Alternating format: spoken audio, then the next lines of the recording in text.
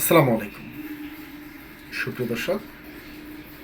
ধর্মের ভিত্তিতে রাজনৈতিক বিভাজন করতে চাই স্বাধীনতা বিরোধীরা। এবার এই ধরনের বক্তব্য দিয়েছেন বিএনপির স্থায়ী কমিটির সদস্য সালাহউদ্দিন আহমেদ।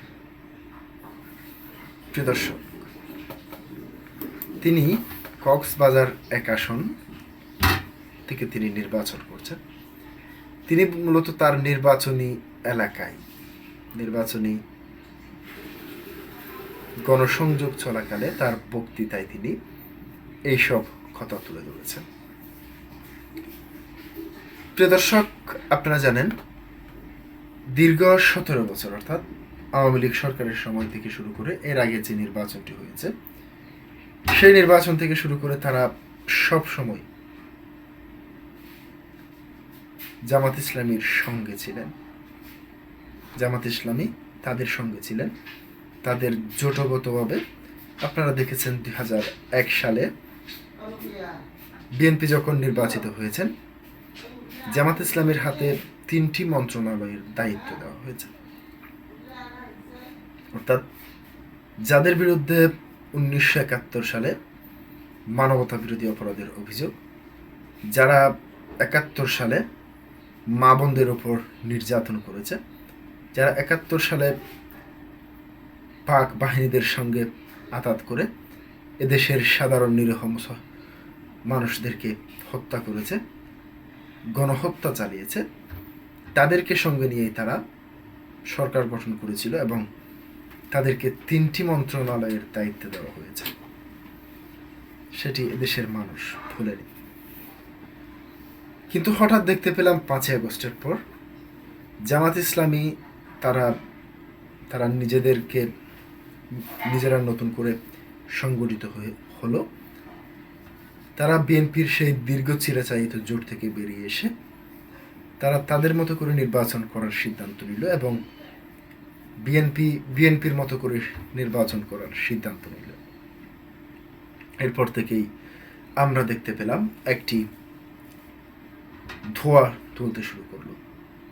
সেই ধোঁয়াটি হচ্ছে বিএনপির পক্ষ থেকে বলা হচ্ছে জামাত ইসলামের রাজাকারের সেই ইতিহাস তুলে বিভিন্ন ধরনের বক্তব্য আমরা দেখতে পাচ্ছি। ঠিক তেমনিভাবে জামাত ইসলামের শীর্ষ নেতৃত্ব থেকে সব জায়গায় বিএনপির 2001 সাল থেকে শুরু করে যে দুর্নীতির অভিযোগগুলি ছিল সেই দুর্নীতির অভিযোগগুলো নতুন করে তুলতে শুরু করেছে। প্রিয় দর্শক, এটি কি শুধু ভোটের লড়াইয়ে এই ধরনের বক্তব্য? শুধু ভোটারদেরকে কাছে টানতেই তারা এক একজন এক একটি পক্ষ অবলম্বন করে কিংবা এক একটি ইস্যু তৈরি করে ভোট চাইতে, নাকি তারা ভবিষ্যতেও ঐক্যবদ্ধভাবে এভাবেই তাদের দীর্ঘ যে রাজনৈতিক ক্যারিয়ার সেটি পরিচালিত করবেন? প্রিয় দর্শক, আমরা কয়েকদিন আগেই শুনতে পেয়েছিলেন এনসিপির যিনি ঢাকা 8 আসন থেকে নির্বাচন করছেন জনৈক প্রার্থী, তিনি জনসাধারণকে বোঝাচ্ছেন যদি এই মুহূর্তেও যদি শেখ হাসিনা কিংবা আওয়ামী লীগ নির্বাচন করে আমরা সবাই আবারও আগের মতো হয়ে যাব। অর্থাৎ আগের মতো বলতে সবাই একটি দল আবদ্ধ হবেন, সেটি হচ্ছে বিএনপির নেতৃত্বে আবদ্ধ হয়ে আবারও নির্বাচন করবেন যাতে হাসিনাকে কিংবা আওয়ামী লীগকে হটানো যায়। তাহলে এই যে ভোটের মাঠে এই ধরনের রাজাকার, আলবদর, গণহত্যাকারী কিংবা দুর্নীতিবাজ, এই সমস্ত পুরো বিষয়টিকে আমি মনে করছি একটি তাদের মধ্যে নতুন নাটক মঞ্চায়স্ত করা হচ্ছে। এবার সালাহউদ্দিন আহমেদ কি বলেছেন সেটি আপনাদেরকে একটু তুলে দিচ্ছি।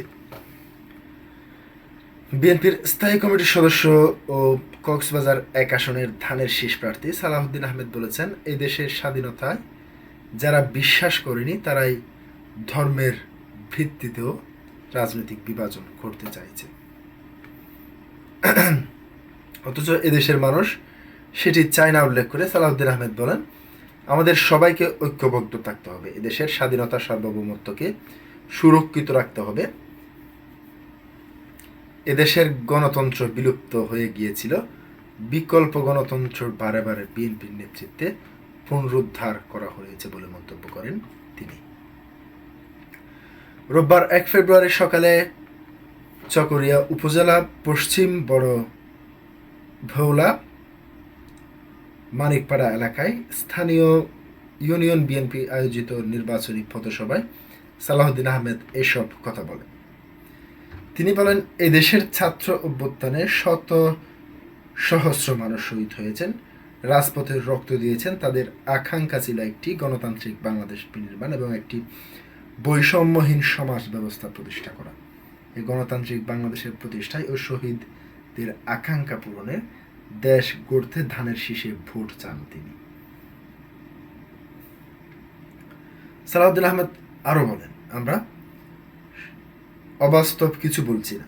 আমাদের উদ্দেশ্য হচ্ছে আমরা শিক্ষিত, আমরা বেকার তৈরি করতে চাই না, আমরা কর্মক্ষম হাত সৃজন করতে চাই। আমরা 18 কোটি মানুষের 36 কোটি কর্মের হাত হিসেবে তৈরি করতে চাই। তিনি বলেন, বিগত সময়ে দেশের অর্থনৈতিক যে বিশৃঙ্খলা সৃষ্টি হয়েছিল তা শৃঙ্খলায় ফিরিয়ে আনতে বিএনপি তাই সবাইকে ধানের শীষে ভোট দেওয়ার আহ্বান জানান তিনি। প্রিয় দর্শক, আজকে পর্যন্তই। আসসালামু আলাইকুম।